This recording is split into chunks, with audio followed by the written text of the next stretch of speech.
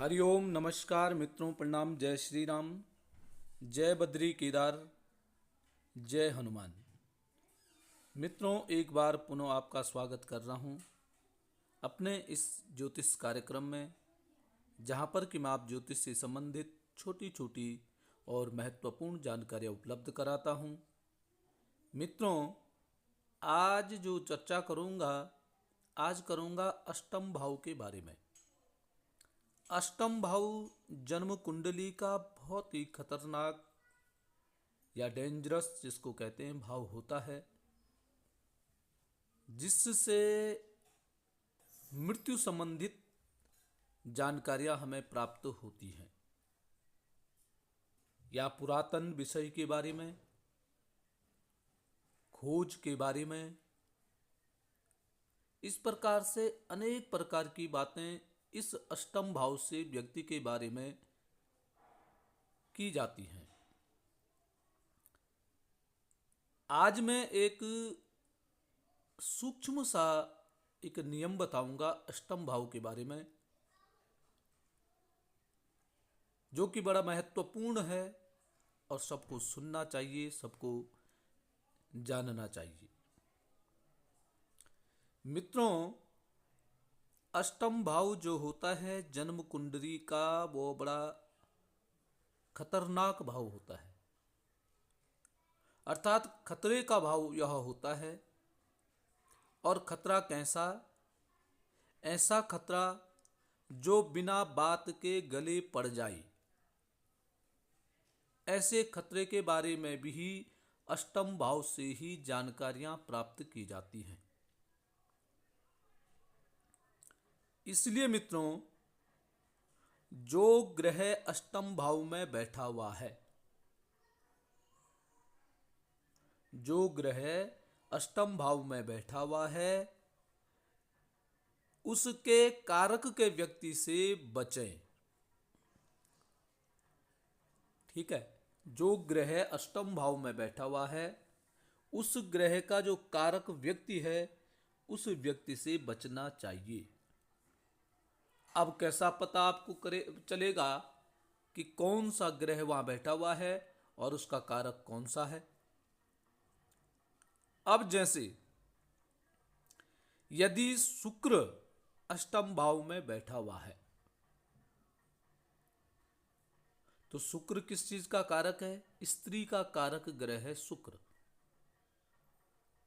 तो जिन जातकों का जन्म कुंडली के अष्टम भाव में शुक्र ग्रह बैठा हुआ है, ऐसे व्यक्ति को स्त्री से किसी भी प्रकार का वाद विवाद नहीं करना चाहिए, उससे बचने की कोशिश करनी चाहिए।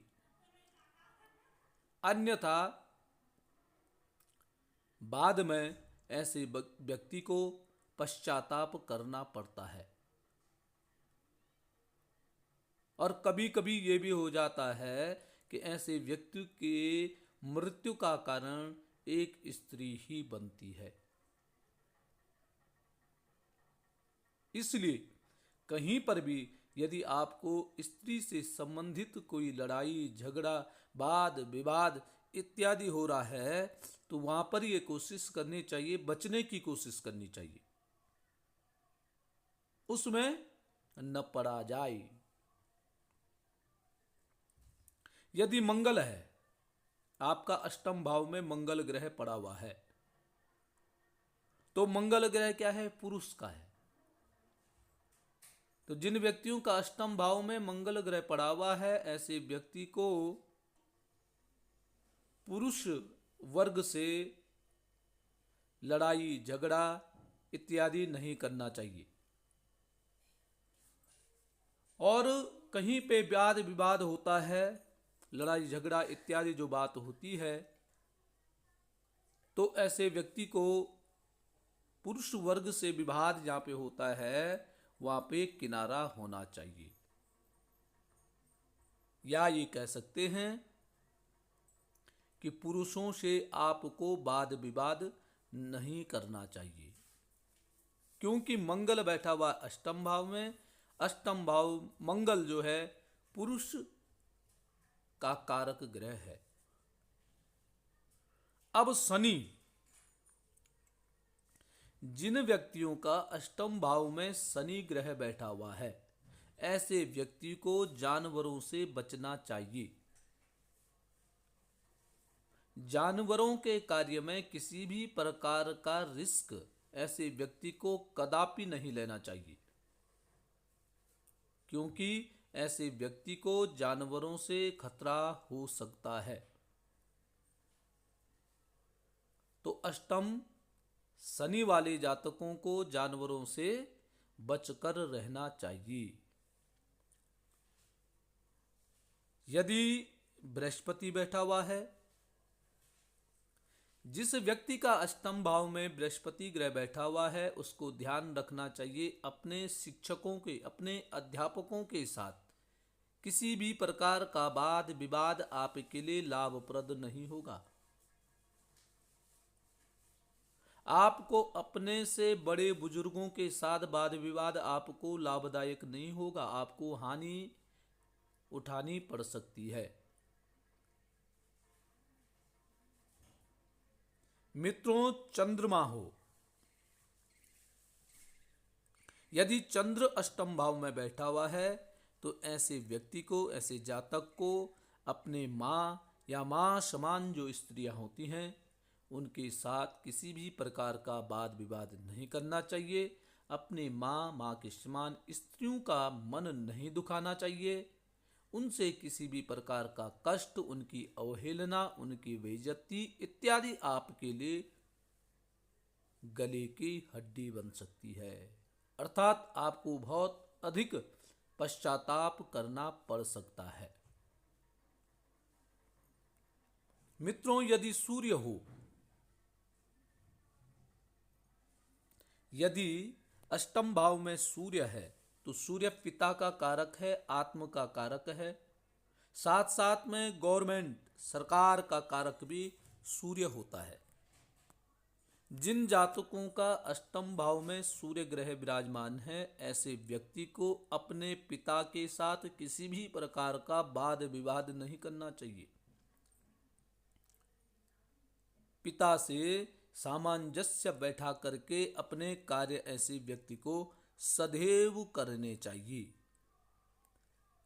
पिता के साथ वाद विवाद आपके लिए हानिकारक हो सकते हैं, आपके लिए परेशानियां ला सकता है यदि आप अपने पिता के साथ किसी भी प्रकार का वाद विवाद करते हैं।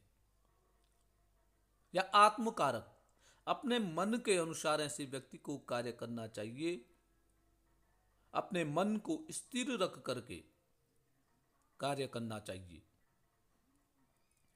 कहीं पे कोई सरकारी कार्य है, सरकारी कार्यों में किसी प्रकार का बाधा आपको नहीं करना चाहिए, वाद विवाद आपको नहीं करना चाहिए। सरकार के खिलाफ आपको कभी कदम नहीं उठाने चाहिए यदि आपका अष्टम भाव में सूर्य ग्रह बैठा हुआ है। अन्य, अब यदि कोई ग्रह आपका नहीं बैठा हुआ है, उसका क्या करें? तो उसका ये करें कि आपके अष्टम भाव में कौन सी राशि बन रही है, उस राशि का स्वामी कौन सा है। यदि वृश्चिक राशि आपकी अष्टम भाव में बैठ रही है या मेष राशि आपकी अष्टम भाव में बैठी हुई है, तो उनका स्वामी कौन है? मंगल है। मंगल पुरुष का कारक ग्रह है, पुरुष कारक ग्रह मंगल है। इसका मतलब है कि आपको पुरुष जाति के व्यक्तियों के साथ वाद विवाद से बचना चाहिए। किसी भी प्रकार का वाद विवाद आपको नहीं करना चाहिए।